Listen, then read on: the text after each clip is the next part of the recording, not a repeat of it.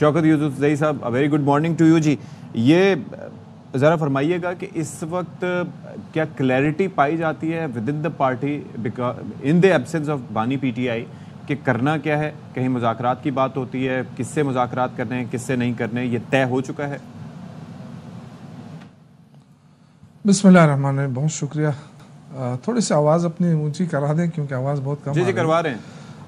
دیکھیے بات یہ ہے کہ جو اس وقت ملک کے حالات ہیں، آپ کو پتہ ہے کہ معیشت گر چکی ہے، لوگوں کے جینے کا جو سہارا ہے وہ بھی ختم ہوتا جا رہا ہے. لوگ جن کے پاس پیسہ ہے وہ تو ملک سے باہر جا رہے ہیں، جن کے پاس پیسہ نہیں ہے یہاں مزدوری کر کے اپنے بچوں کو کا رزق پیدا کر جاتے ہیں صبح سے شام تک، وہ بیچارے یہاں رہنے کے قابل نہیں رہے. بہت برے حالات ہیں. تو ان برے حالات کو دیکھ کر خان صاحب نے ڈیسیجن لیا تھا کہ جس طرح رؤف حسن صاحب کے آپ نے بات سنائی کہ جو مقتدر قوتیں ہیں جن کے پاس فیصلہ سازی کا وہ ہے، اختیار ہے، ان کے ساتھ بات چیت ہو سکتی ہے.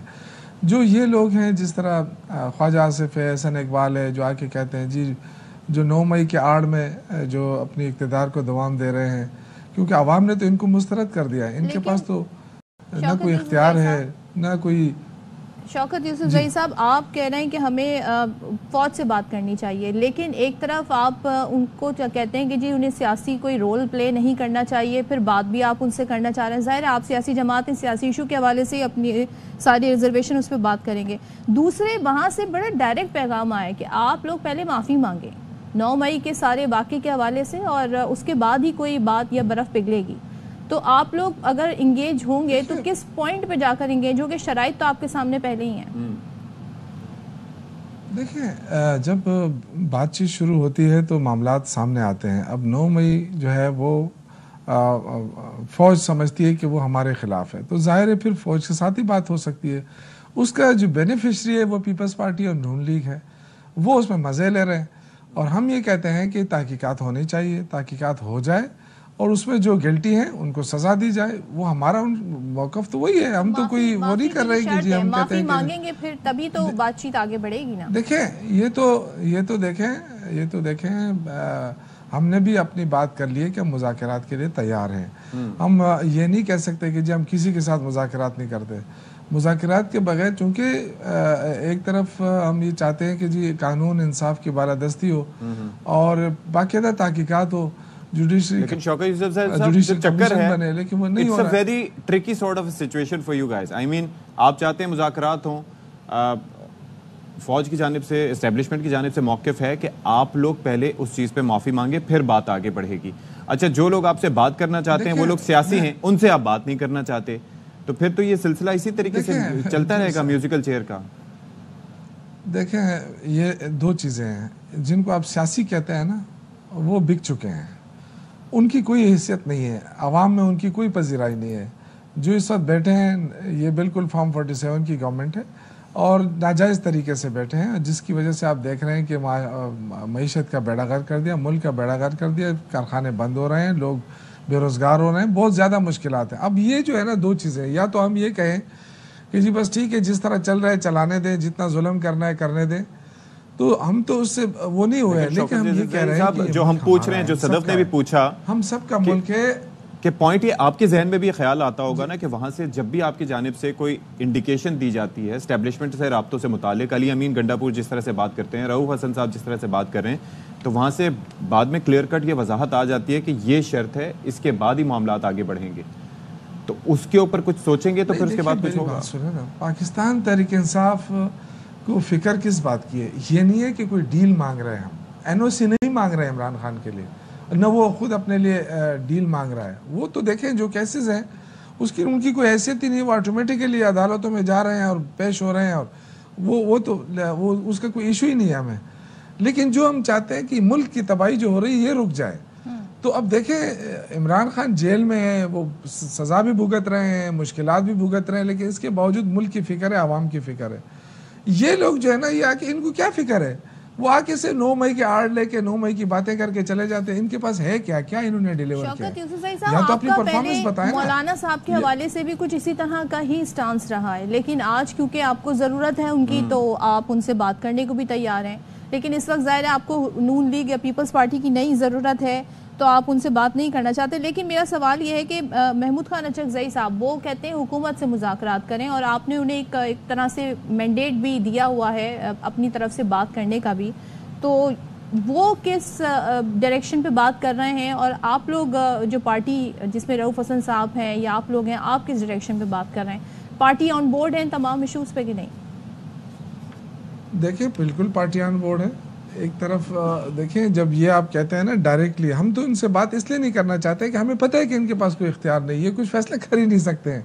یہ جو بیٹھے ہوئے ہیں ظاہر ہے ان کی اپنی جو نواز شریف آ کے صدارتیں کرتا ہے، جو اجلاس بلاتا ہے، جو یہ ساری ایکٹیویٹیز دکھانے کی ہے. یہ ان کے پاس اور کچھ ہے، عوام تو ہے نہیں ان کے پاس. تو یہ آپ دیکھیں گے انشاءاللہ تعالی بہت جلد ایک ایک لیڈر جو ہے وہ باہر جاتا رہے گا، وہ یہاں رہے گا نہیں. اس وقت دیکھیں ساری نظریں اس وقت آئی ایم ایف کے اوپر ہیں. آئی ایم ایف سے قرضہ ملتا ہے یا نہیں ملتا ہے؟ دیکھیں آپ سے چین ناراض ہے، آپ سے سعودی عرب ناراض ہے، آپ کے اوپر اعتماد نہیں کر رہا ہے. تو ہم کیا اس ملک کو کیا بنانا ریپبلک بنا لیں؟ اس کے لیے خاموش بیٹھ جائیں؟ یہ ملک تو ہمارا ہے نا. 90% لوگ عمران خان کے ساتھ ہیں. تو کیا ہم فکر نہ کریں اپنے ملک کی؟ ان نالائکوں کو چھوڑ دیں. تو یہ جس طریقے سے ملک چلا رہے ہیں اس طرح ملک نہیں چلتا. شوکت صاحب یہ فرمائیے گا کہ ود ان دا پارٹی اس وقت سچویشن کیا ہے؟ جو جس طریقے سے بانی پی ٹی آئی کا معاملہ ہے یا وہ جلسے سے متعلق آپ کو پتہ ہے سچویشن تھی، اس پر علیمہ خان صاحبہ نے بھی کافی ریزرویشن شو کی تھی، کہا تھا یہ لوگ چاہتے ہی نہیں ہیں کہ وہ باہر آئیں، اس بارے میں ان کا فوکس نہیں ہے. اور اس کے علاوہ یہ جو کے پی میں جو سچویشن ہے وہ آپ کے سامنے عاطف خان وغیرہ صاحب کی جو ہے الزامات لگائے جا رہے ہیں کرپشن کے کھلے عام. تو سب صحیح ہے پارٹی میں اس وقت؟ دیکھیے بالکل صحیح ہے، بڑی پارٹی ہے، اختلافات بھی ہوتے ہیں. آپ دیکھیں اگر خیبر پختونخوا میں کرپشن ہے تو اس کے لیے کمیٹی بھی بن گئی ہے. کوئی ایسا تو نہیں ہے کہ الیامین گنڈاپور کو اوپن ہینڈ چھوڑ دیا ہے کہ جی ٹھیک ہے اگر ہو رہی ہے تو کمیٹی بنی ہے. اور پھر تو یہ ہونا چاہیے کہ جب عمران خان تک بات پہنچ گئی، انہوں نے کمیٹی تشکیل دے دی، تو پھر تو کمیٹی کی بات ماننی چاہیے. تو میں تو سب کو یہ مشورہ دوں گا کہ جو سسٹم عمران خان نے بنا دیا ہے پھر اس کا انتظار کریں نا.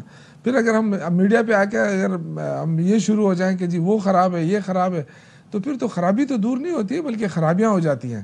تو میں تو یہی مشورہ دوں گا اپنے پارٹی کے ان دوستوں کو جو الیامین گنڈاپور کے خلاف بیان دیتے ہیں یا گورنمنٹ کے خلاف بیان، یا یہ کہتے ہیں کرپشن ہو رہی، یا تو دیکھیں ثبوت دے دیں اس کمیٹی کو کہ جی یہ ثبوت ہے، یہ یہاں پہ کرپشن ہو رہی ہے اور اس کے خلاف کارروائی ہو. تو پھر آپ دیکھ سکتے ہیں کہ اگر کمیٹی اس پہ ایکشن نہیں لیتی تو پھر تو بات صحیح ہے. لیکن میرے خیال سے تھوڑی بہت چونکہ اختلافات شروع سے آ رہے ہیں تو یہ وہ اختلافات نہیں ہیں جو ہم کہہ سکتے ہیں کہ جی کرپشن کے حوالے سے. اگر ہے بھی تو ہم تو ان کو ڈیفینڈ نہیں کریں گے. میں تو بالکل، کیونکہ ہم نے دیکھیں عمران خان نے جب پارٹی بنائی تھی تو کرپشن کے خلاف ہی بنائی تھی. تو ہمیں بتایا جائے نا، ہمیں بھی مطمئن کیا جائے کہ جی ہاں کرپشن ہو رہی ہے، تو بالکل ہم ان کے ساتھ کھڑے ہو جائیں گے. لیکن ہمیں تو نہیں معلوم ہے اس طرح.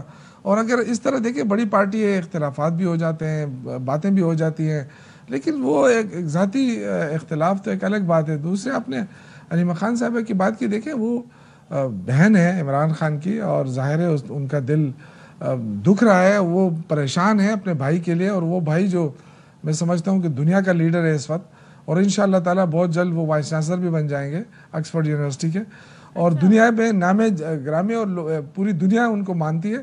تو میرے خیال سے ایسے شخص کو بغیر کسی اس کے جیل میں رکھنا اور یہ کہنا کہ جی آپ غدار ہیں، آپ یہ ہیں، یہ ساری چیزوں کو دیکھنا ہوگا، ملک کے لیے دیکھنا ہوگا.